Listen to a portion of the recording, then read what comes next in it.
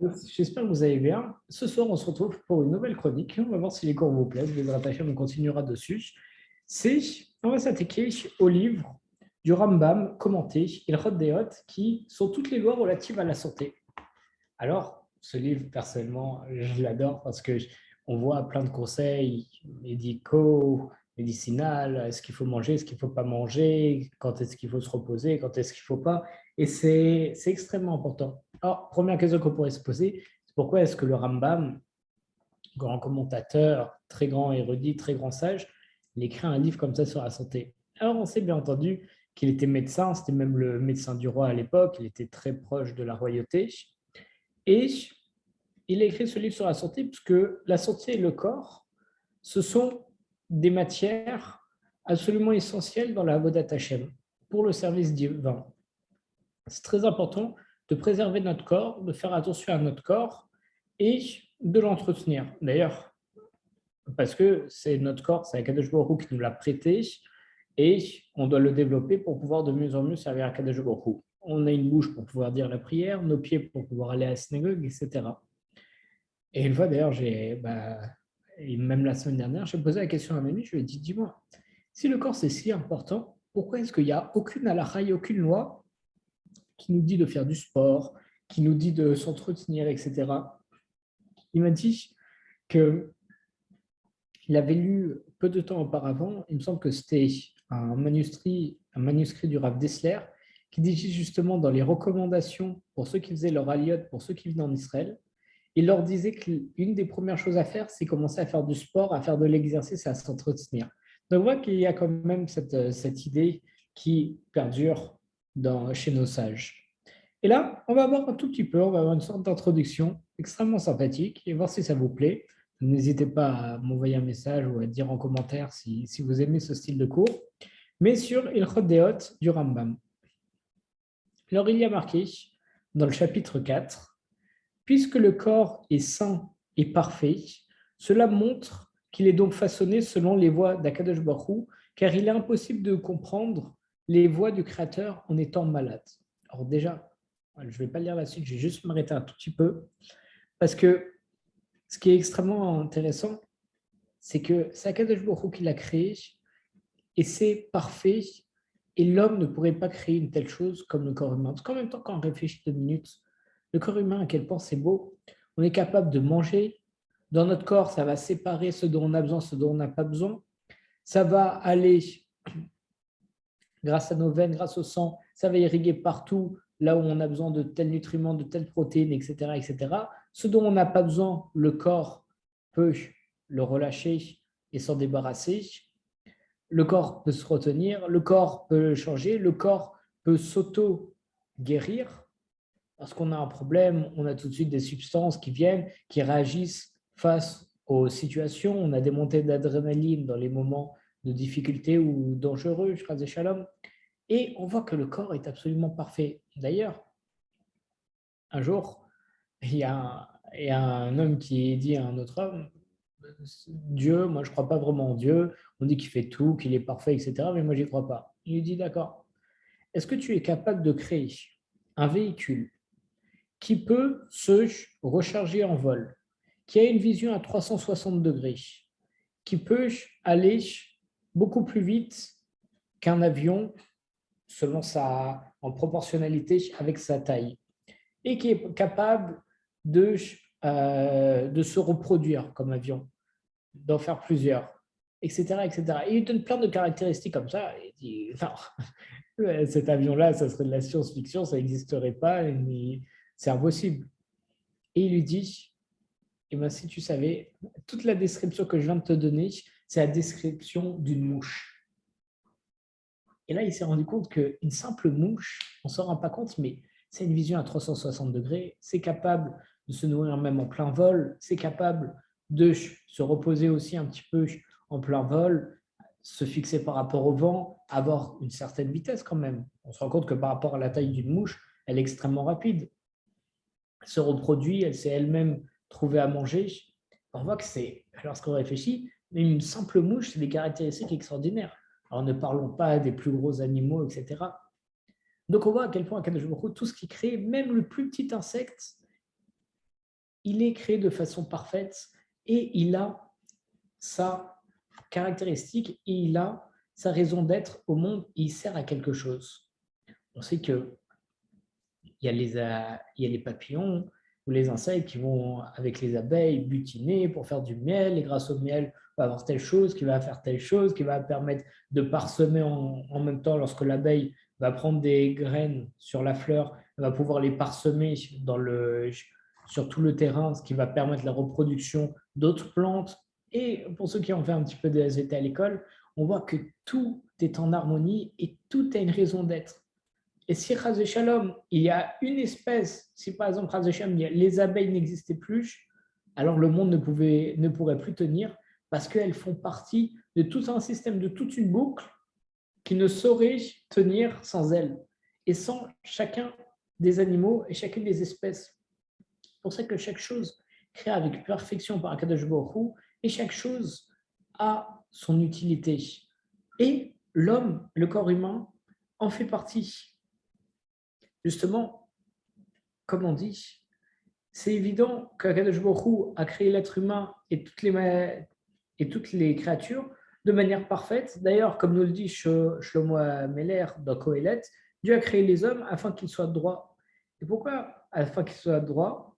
Parce que, justement, on a donné à l'homme tout ce dont il avait besoin pour pouvoir vivre, pour pouvoir se reproduire et pouvoir maintenir cette perfection.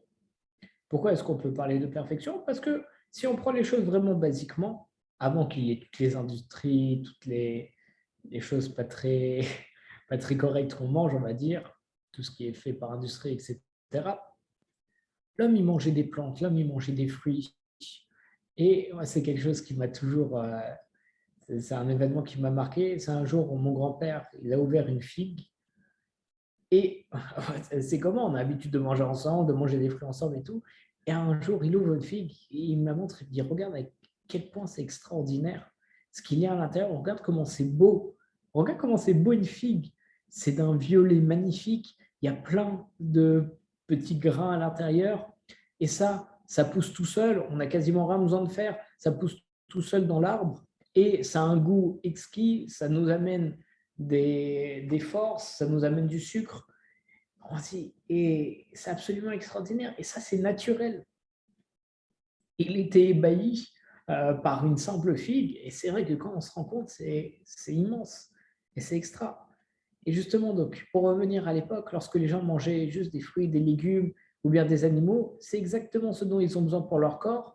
Ils rejettent ce dont ils n'avaient pas besoin. Et ça permet de faire en sorte que le corps se maintienne. C'est comme une voiture. Une voiture, on va lui mettre de l'essence, ça va la permettre de se nourrir, elle va rejeter du gaz, etc. Mais elle va pouvoir marcher. Quand elle n'en a plus, on lui en remet. Et voilà, et elle se maintient, elle continue d'avancer. Parfois, il manque un petit peu de liquide de refroidissement. On lui en rajoute un peu d'huile, on lui en rajoute. Et voilà, et on maintient cette perfection pour faire en sorte qu'elle puisse marcher et ne pas s'user. Et justement, pour faire en sorte que ça marche bien et pas s'user, il faut faire attention aux signaux de notre corps. Lorsqu'on a une douleur, en réalité, on a des neurotransmetteurs, on appelle ça, qui vont envoyer un signal électrique nerveux à notre cerveau pour lui dire attention, tu as mal. Alors, à quoi ça me sert d'avoir mal, de ressentir quelque chose qui me fait mal lorsque je me suis blessé? C'est quoi l'intérêt?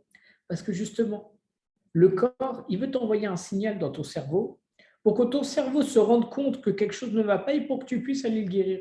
Que si, Chas Shalom, on s'ouvrait, on perd beaucoup de sang, mais on n'a pas de signal qui nous montre qu'on a mal, dans ce cas-là, on y ferait peut-être Chas Shalom jamais attention et on risquerait de se vider de son sang, ça peut être très grave.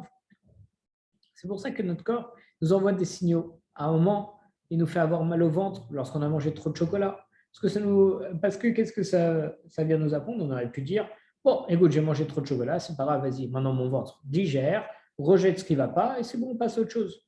Non, il fait en sorte que tu as mal pour que tu te rends compte que manger trop de chocolat, c'est pas bon pour la santé, ça t'amène des mauvaises choses, ça te fait mal au ventre.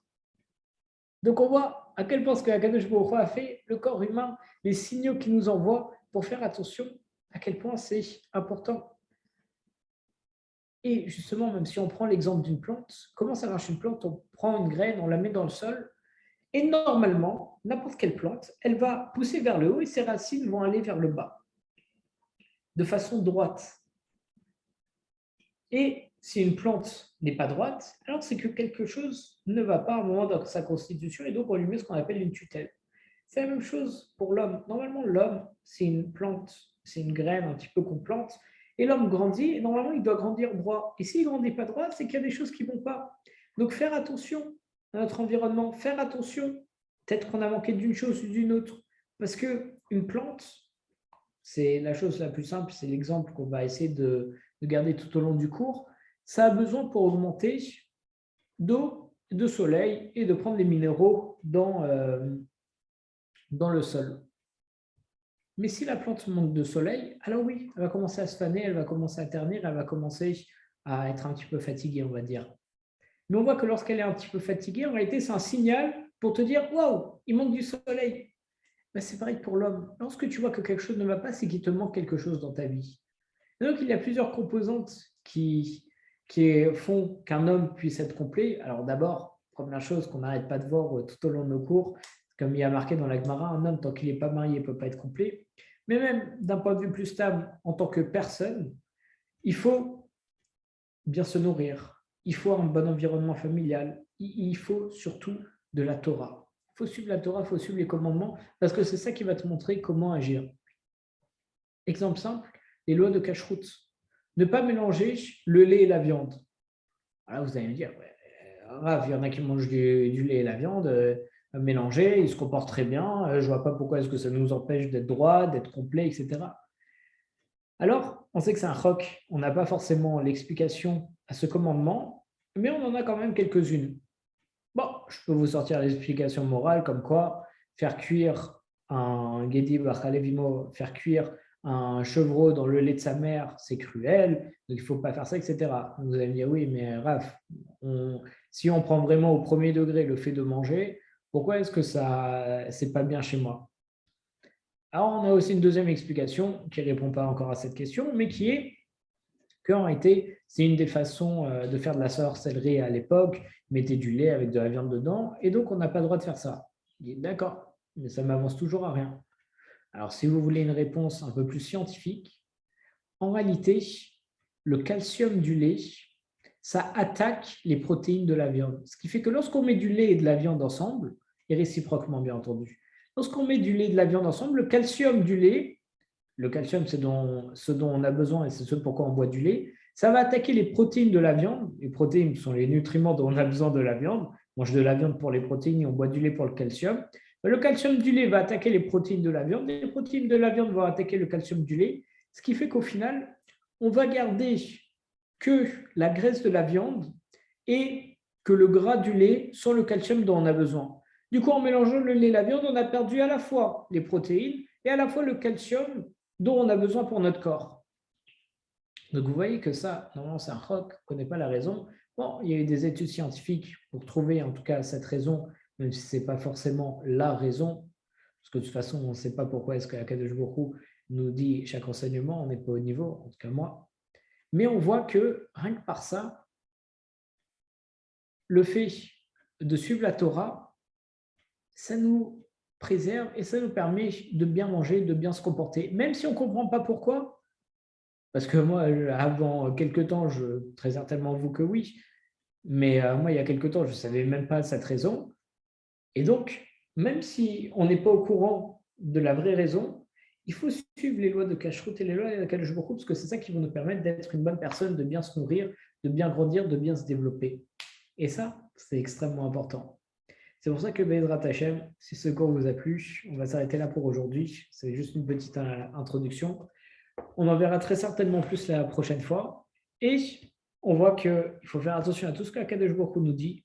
Faire attention à notre corps, pas se dire, bon, ok, la Torah c'est spirituel, le matériel, le corps, je m'en fiche, je le mets de côté. Non, tu vas utiliser ton corps pour pouvoir servir à Kadosh Baruch Hu, pour pouvoir te déplacer, pour pouvoir te nourrir, pour pouvoir étudier, etc. Alors le corps, c'est extrêmement important, il faut le préserver et y faire autant attention que son esprit. Chazak u'Baruch à tous.